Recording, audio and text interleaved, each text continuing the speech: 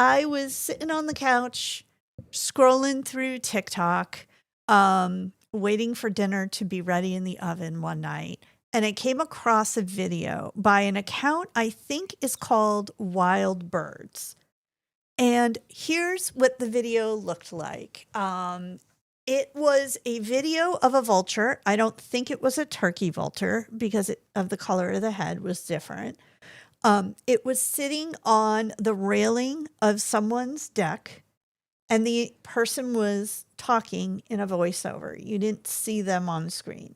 Okay. And what they were explaining was some of the unique biological adaptations of vultures. And what caught my attention was what they said about stomach acid and just how acidic the stomach acid of a vulture is.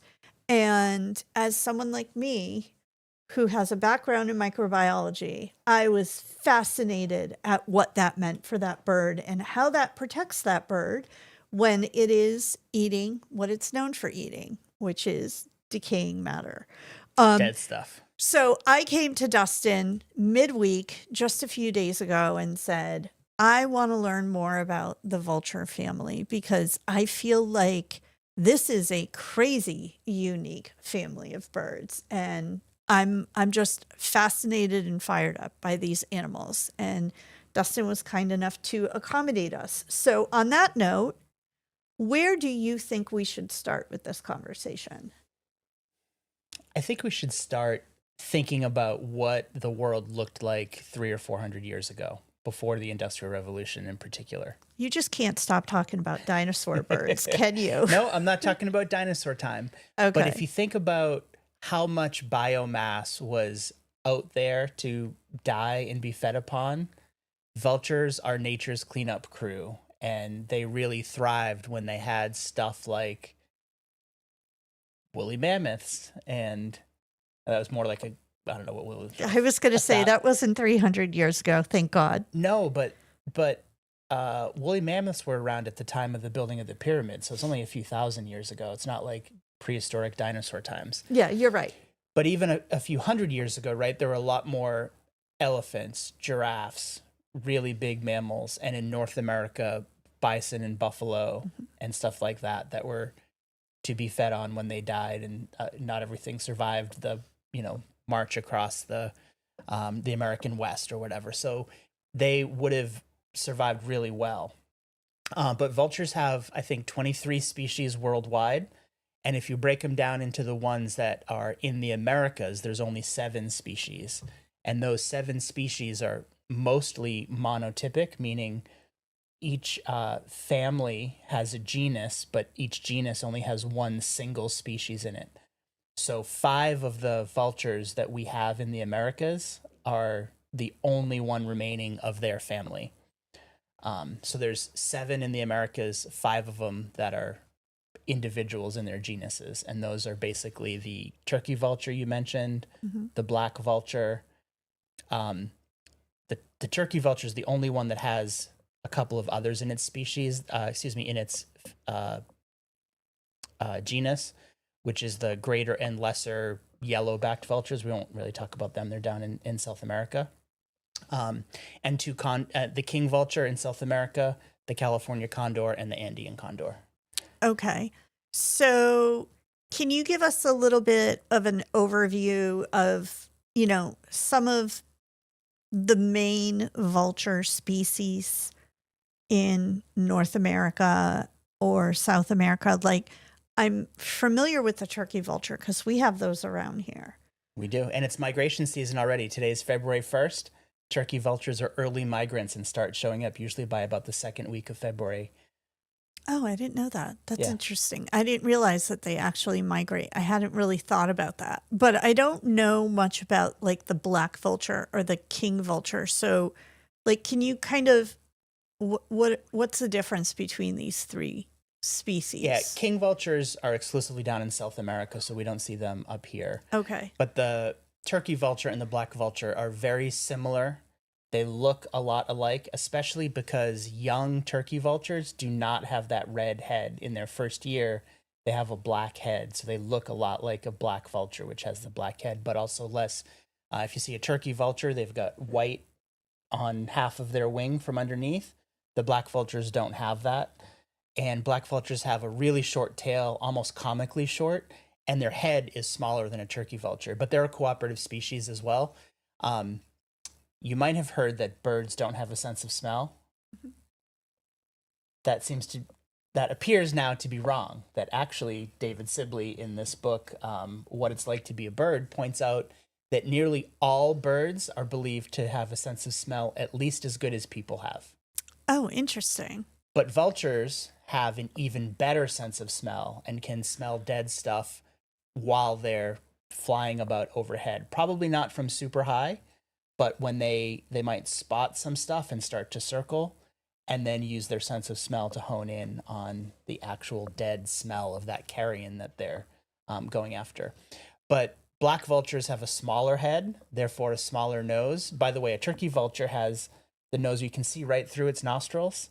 That is one of the ways that it is better at smelling, because it has sort of increased airflow passing over its olfactory sensors in its nose. But black vultures don't have it quite as well in the sense of smell department. So they'll often follow the turkey vultures and kind of piggyback off that sense of smell and let the turkey vultures lead them to food.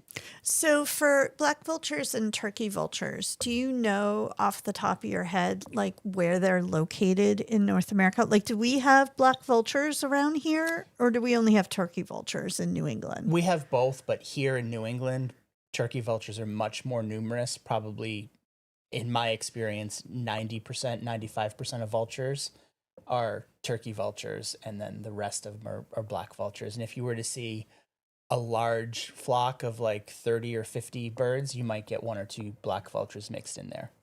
There's a horse stable up the road from us, and one of the things that I love is every once in a while I'll be driving down that street on my way to like the grocery store or work or whatever, and there will be a group of turkey vultures just sitting on the fence, watching the cars go by, like just hanging out.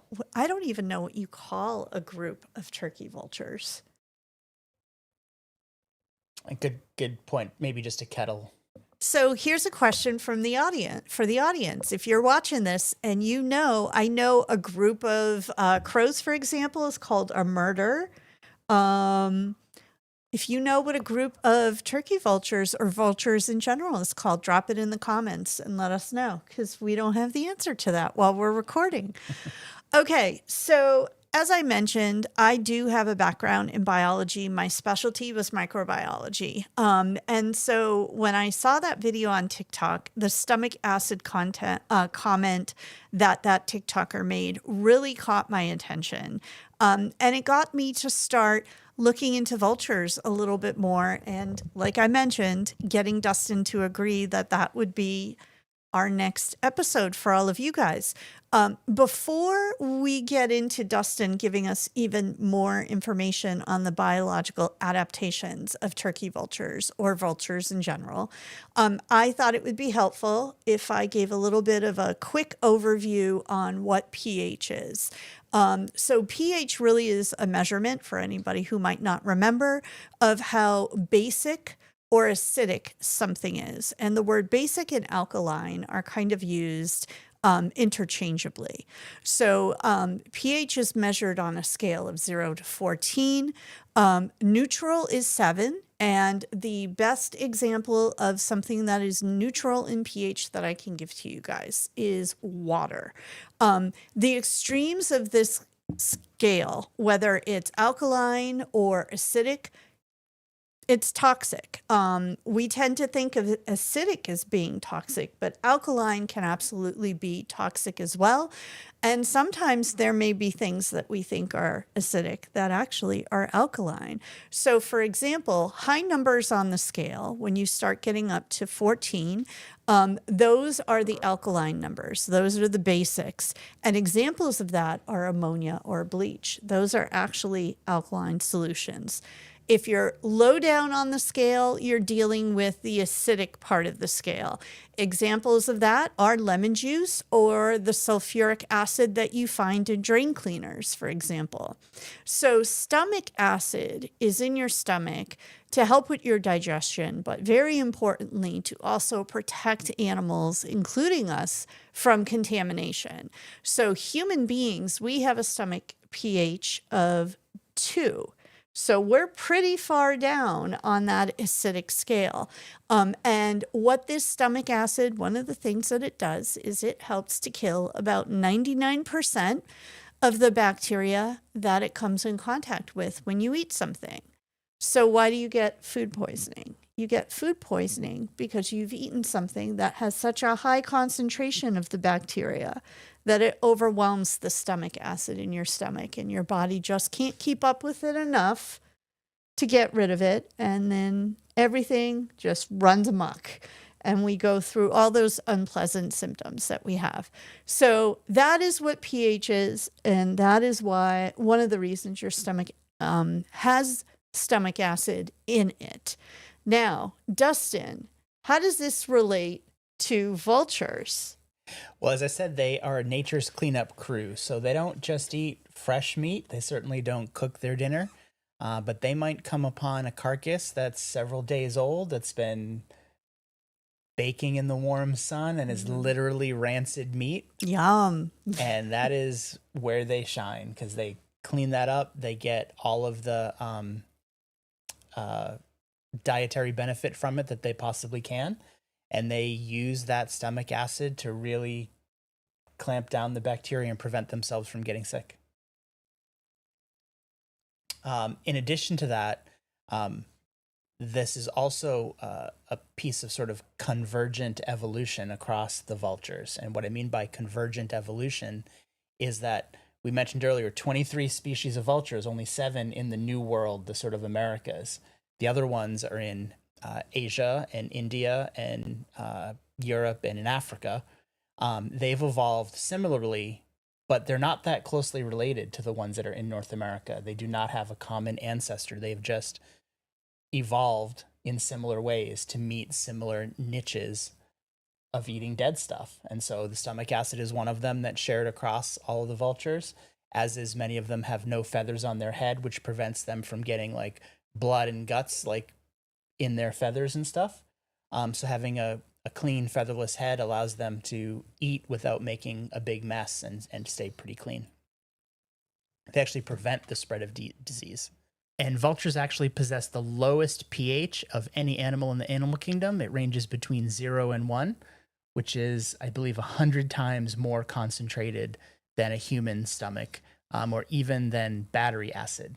So their stomachs can actually even dissolve metal. It's crazy. It's really, really nuts. So because their stomach acid is so low, it's so powerful in killing contamination. So, I mean, it protects them from things like botulism, anthrax, rabies, cholera, polio. It's amazing. And just as a side note, as a former microbiology geek, there's actually 4 types of anthrax. I'm not going to go into all of them, but the gastrointestinal version of anthrax, which you would ingest, that gives you symptoms like nausea, abdominal pain, fever. You get a loss of appetite and you get some vomiting. That type of anthrax is treatable, but it does kill about 25 to 60% of individuals who get it. And that metric is from the CDC. And I know it's a wide range, but there's also a wide range of differences in our bodies, our ages, whether we have strong immune systems and all kinds of other stuff that comes into play. The anthrax that scares most people is the version of it where you actually inhale the spores into your body. That is without question the most deadly form. It's often fatal even with treatment. That has nothing to do with stomach acid. So that's just a little side disclaimer. I had no idea there was more than one kind of Yeah, anthrax. that's getting into your respiratory system and then into your bloodstream that way. So that one is very different. Anthrax is found commonly in soil. It's in land. I mean, it just exists in nature. It is not some like provocatively rare kind of thing. It's just out there, just like botulism is. So the more you know when it comes to the actual contaminations themselves. But Dustin, there's other biological adaptations with these animals, with the vulture family as well, right? And you probably know more about that than I do. Yeah, I mean, I mentioned their bald heads already, which helps them keep clean. But they also have some weird behaviors. One is they can cool themselves by actually urinating on their legs and using the evaporative process to keep themselves cool. So that's their form of sweating, is to pee on themselves or pee down their legs. I would imagine that their urine also has some acidity to it that might also prevent or kill contamination as well. Probably does, yeah, because they certainly get bacteria on their feet. That's a good point. I read about this in terms of keeping cool, but preventing infection and bacteria is probably a nice side benefit, if not one of the primary reasons for that also. Interesting. So it's really amazing from a biological standpoint. In my opinion, I feel like, and I'm bird adjacent, I'm not a birder, but I feel like there really aren't any other birds like these that are this highly adapted in this particular way when it comes to contamination. Yeah, not as highly adapted, but there's definitely some birds that eat dead stuff, but try to get it, a little more fresh than vultures might have to. So, for example, a couple years ago, there was a deer carcass out in our frozen lake at this time of winter. And I was amazed that it only took 3 days and that entire deer carcass was gone. At night, the wolves and the foxes and stuff would come take some bones. And during the day, the ravens and bald eagles and, yes, turkey vultures were here even at that time and were able to get rid of that whole carcass in 3 days, which was pretty impressive.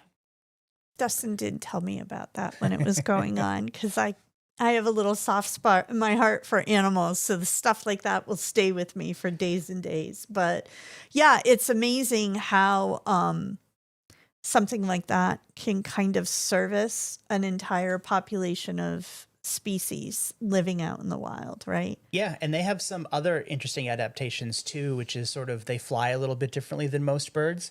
So turkey vultures, if you see them even at a distance, you might notice that they have a dihedral shape, where instead of they're flying with their wings level across one plane, that they've got their wings up in a V shape, where each wing is on its own separate plane. And what that allows them to do is to fly more slowly. And when they start to tip and one side of their wings gets flat, it creates more lift and it goes back and forth. So it allows them to fly more slowly as they're looking for dead stuff and trying to smell for what's down below. That's interesting that you say that, because now that I think about when I see them over the little lake that we live on, you're right. They almost seem to kind of hang in the air, and you'll see them kind of going up and down a little bit. Yeah, and especially kind of wobbling back and forth. Yeah. It looks like they're unsteady flyers, but they're actually using that adaptive advantage to fly nice and slowly and explore, look for food in more efficiently. That's really cool. Okay, so I have another question for you. I feel like this is what we do on these episodes is I just ask questions. So we mentioned the California condor early on. Yep. And then we were talking about turkey vultures. Are vultures and condors in the same family of birds? What makes them different? Why don't we just call it the California vulture or the turkey condor? Yeah. So, yes, they're in the same family, and I mean that in terms of the taxonomical hierarchy of kingdom, phylum, kingdom, phylum, class, order, family, genus, species. At that bottom part, family, genus, species. The family is the New World vultures. I think it's Cathartidae or something like that. And then inside of that, there are 5 genuses of extant remaining vultures. And those 5 genuses only contain 7 birds total. So 5 of them are the only one in their genus. And the turkey vulture only has 2 others, the greater and the lesser yellow-backed vultures down in South America are in the same genus with them. But the difference is essentially size, that condors have a little different body structure and they're bigger, but they're just the 2 genuses of Andean condor and California condor are just bigger than the vultures that represent the other 5 New World vultures. So all condors are vultures, but not all vultures are condors. Got it. So I think it's kind of curious, and we hadn't discussed this when we were going over our notes before we started recording, so I hope I don't trip you up with this. New World Vultures. Like, number one, that sounds like a really good band name, but why are they New World Vultures? Is it because they're exclusively North American birds that we're talking about? Yes, and when Europeans came to North America for the first time and they found new birds, they started to divide up, and there's some birds are called common, like a common merganser. Mm-hmm. That often means that it's common to both the Old World and the New World. Not that it's just numerous or easy to find. It means it's common between multiple regions. And some birds are specifically split up that there's New World, like there's a whole bunch, most of the warblers are New World wood warblers and they don't exist in Europe. And so the vultures are that way. And if you were to look at the taxonomic sequence of vultures, the New World vultures are not actually very closely related to all of the Old World vultures.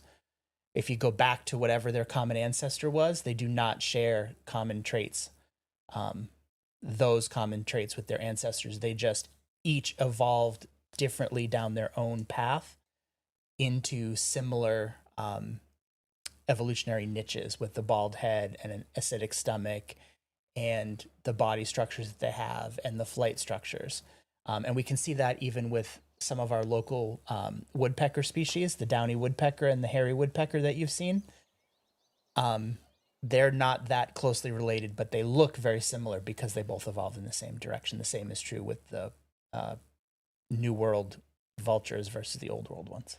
Okay, so I feel like we talked a little bit about where the California condor is located in the question of the week. But for vultures in general, let's narrow it down. Let's talk about North American birds, since we live in New England. If I want to go out birding with you and I really want to see a turkey vulture or a black-headed vulture, where should I be going to look for that? I know you talked a little bit about where they're kind of located, but like, are they a forest bird or are they primarily more in meadows? Like, what's the wingspan 411 Well, this is where I on? was going. Do you remember what habitat you can play them in wingspan and what their food cost is?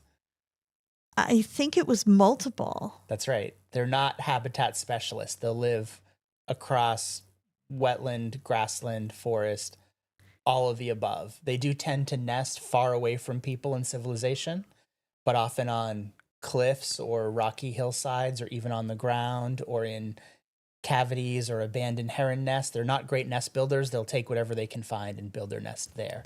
So do you think that makes them easier for a birder who's interested in vultures to find them, or harder because they're located in so many different places? Easier, but just a little bit more random. You don't just go to a place to look for them. You kind of keep your eye to the sky and see what might be around based off of, weather conditions and if there's dead stuff around, that kind of thing. Okay. All right. Okay. And then the other thing that I was hoping you could clear up for us is this whole thing around the California condor being extinct. So it's extinct, but they still exist. How does that work? It was declared extinct in the wild in 1987, maybe, but they started to raise them in captivity and then released those captive birds into a monitored breeding program and released them back into the wild in the early 90s. So they were only technically extinct in the wild for like 5 or 6 years while the work was being done to reintroduce them and rehabituate them. And the reason that, so I said earlier, we no longer have big dead stuff all over the place across the continent. So their food source has been greatly reduced over the last several hundred years. Also, their habitat has been reduced. That was another reason. But also, they have a super slow breeding life cycle. California condors will only lay one egg, and they will only nest not necessarily every year, and not until they're mature, like 6 or 8 years old. So if you have one successful condor hatchling, it might be 6 or 7 years before it lays a single egg. And big if that egg is successful, it might not lay another egg for 2 or 3 more years. So it's really small. And again, if you remember your wingspan card, they only support, I don't think the California condor is even on a card unless it's in an expansion pack. But the turkey vulture, I think, only has 2 eggs on the card. It's the same thing. I actually think the California condor is on a card because I think I have played it recently, but I don't think that it had any eggs associated with it. Interesting. Yeah. At most, it would have 1 if it's there. But yeah, 0 or 1. But, another thing I was thinking about as far as what could be a problem for this family of birds is I would imagine as the U.S. has grown in size from a population of humans standpoint, and we've kind of built more and more land, and more of the wild species have kind of declined a little in numbers, that these birds are also hanging out near highways and roads for roadkill. Yep. And I would imagine strikes by cars is probably a big problem for these animals. It's certainly a major concern. They're also not fast flyers, as we talked about, so they might slowly swoop down, and they're not real nimble to kind of get out of the way of a car. But also they're impacted by the presence of lead when hunters leave deer carcasses behind or things like that. If, without getting graphic, the bullet might not be in the part of the body that the hunter takes for food, but it might have been in the stomach or the entrails or the head or something. And then if the condor or the vulture comes along and then eats that and ingests the lead, so lead poisoning is a serious problem for all of the vultures. Okay. All right. That's kind of a bummer. Yes. But it does sound like they are making efforts to repopulate them. I do think it's interesting, like growing up and, you would hear people talk about extinct birds like the dodo, right? And you think extinct means gone, but it sounds like different distinctions as extinct in the wild versus fully extinct. Versus endangered versus threatened, so on and so forth. So I'm assuming the California condor is still an endangered species. Yeah. Did you know we have an extremely endangered in the wild species living in our house? No, I didn't. So we are a family with a pet axolotl. Oh, yes. That's true. I hadn't put those two things together. Axolotls are a similar example, extremely endangered in the wild, now down to just a few specific lakes around Mexico City, I believe. But there's millions of them in the pet trade, so they're clearly not extinct, vanished from the planet Earth, right? California condors are much more extinct than axolotls, but that program has brought them back to about 275 individuals in the wild. And most of them are tagged on their wings, so with kind of big numbers. So whether they're in flight, you can see the number on the bottom of their wing, or if they're perched, you can see it folds over the top of their wing, and it's visible there too. So oftentimes, if you do have the opportunity to see a California condor, the tag on the wing will give it away, and you not only can be confident that it was actually a California condor that you saw, but you could then report or go look up the number and get a little bit of the life history of that bird to know how old it was, where it's was from, if it's in its home territory or somewhere else. That's what I was going to ask you, because I forget there was some bird that you had seen and photographed, and it had a band with a number on it, and you had gone on to. It was a bald eagle, and bald eagles in New England are tracked by the Massachusetts Fish and Wildlife Department, as well as by the federal, I think it falls inside the USGS, the bird banding program. It's a weird combination of things. But yes, it was a bald eagle that I had photographed, and it was it was about 5 years old when I reported its band, because I had zoomed in on its foot while it was in flight and was able to see the number. And when I reported it, it was the first time at 5 years old that bird had been reported since it was banded in the nest 5 years prior. So it was good to see the citizen science contributing in that case. Awesome. And California condors are exactly the same. That's really cool. All right. I'm glad we covered them. I think they're really exciting birds. I hope I get to see I will say a California condor is probably top of my list of birds that I really want to see at some point. And I'm not an active birder, but I'd travel out west to try to find one of those guys and say hello.